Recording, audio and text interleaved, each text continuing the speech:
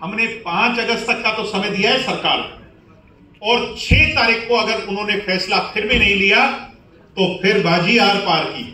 Are पार की का मतलब वो दिन सरकार में बैठे लोगों को नहीं भूलने चाहिए जब यूनिवर्सिटी के गेट पे ताले भी लगाने पड़े थे, और वो दिन भी नहीं भूलने चाहिए जब हमने भूख हड़ताल की थी और भूख हड़ताल कर करके सरकार की व्यवस्था को झुका दिया था कि सरकार जाग जाए, हम भी हिस्सेदार हैं, मगर फैसला लेने वाले लोग इस बात को अदरवाइज ना लें, क्योंकि कल को 2024 में अगर हम ये फैसला इंप्लीमेंट नहीं करवा पाए तो यूनिवर्सिटियों के वीसी से कोई नहीं पूछेगा तो दुष्यंत चौटाला से स्टूडेंट पूछेगा तो प्रदीप देसवाल से पूछेगा तो दिग्विजय चौटाला से पूछेगा कि तुम फैसला लागू क्यों नहीं करवा पाए, तुम सरकार के अंदर हिस्सा थे। हरियाणा के अंदर ऐसा नहीं है। 1996 के बाद ये एक तरफा काम चल रहा। इसके विरोध में 2013 में हमने आंदोलन छेड़ा, लाठियां भी खाई, जेलों में भी गए, केस भी बहुत बने, मगर हमने हार नहीं मानी। अंततः लास्ट में हमने भूख हड़ताल भी करी।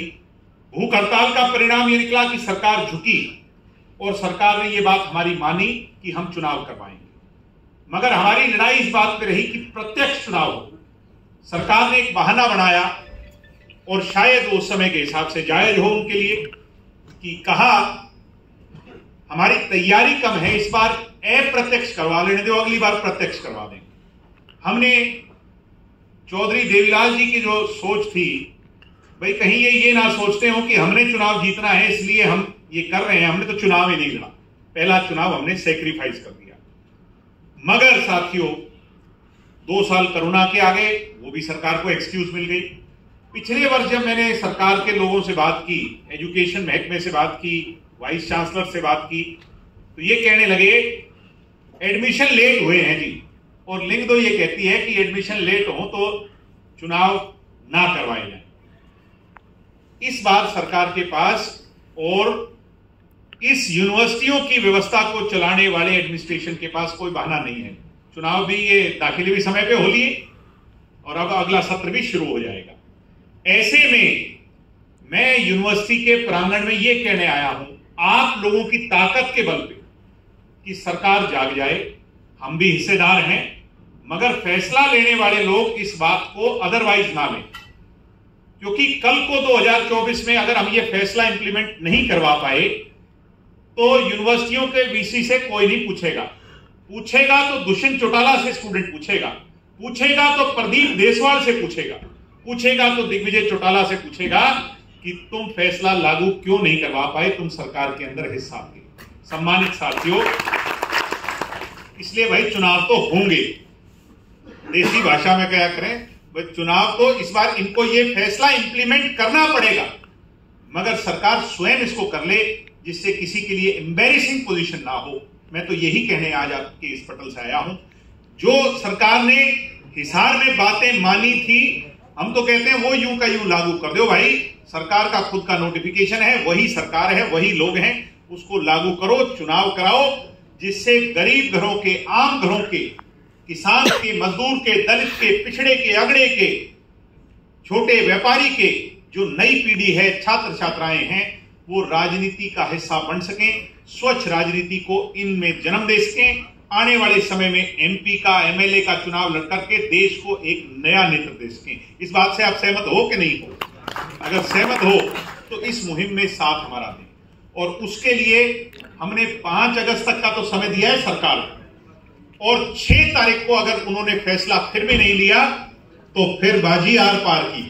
आर पार की का मतलब वो दिन सरकार में बैठे लोगों को नहीं भूलने चाहिए जब यूनिवर्सिटी के गेट पे ताले भी लगाने पड़े थे, और वो दिन भी नहीं भूलने चाहिए जब हमने भूख हड़ताल की थी और भूख हड़ताल कर करके सरकार की व्यवस्था को झुका दिया था।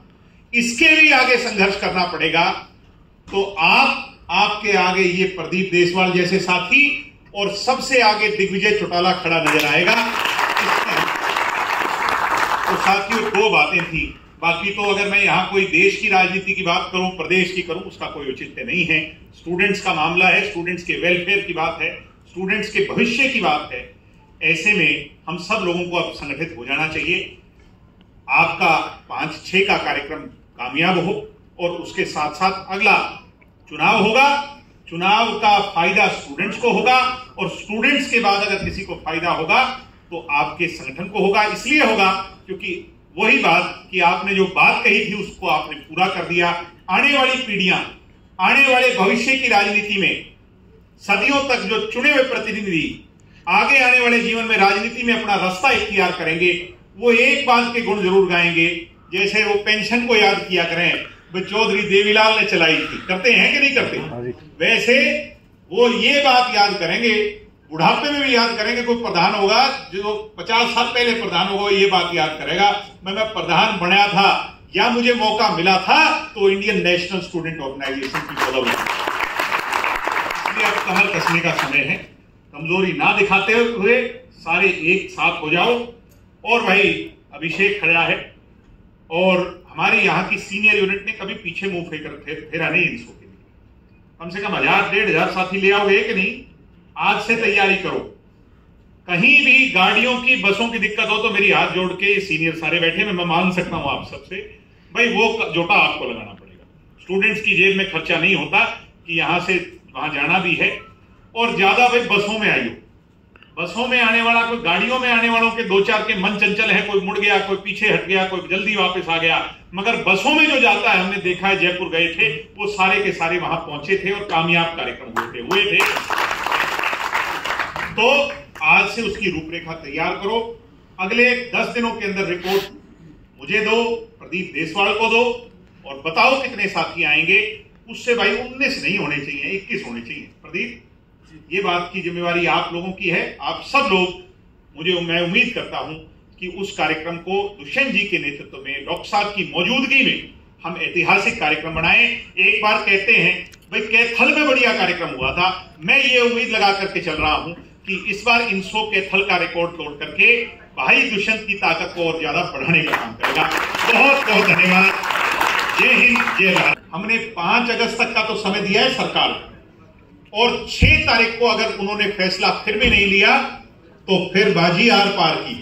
आर पार की का मतलब वो दिन सरकार में बैठे लोगों को नहीं भूलने चाहिए जब यूनिवर्सिटी के गेट पे ताले भी लगाने पड़े थे, और वो दिन भी नहीं भूलने चाहिए जब हमने भूख हड़ताल की थी और भूख हड़ताल कर करके सरकार की व्यवस्था को झुका दिया था कि सरकार जाग जाए।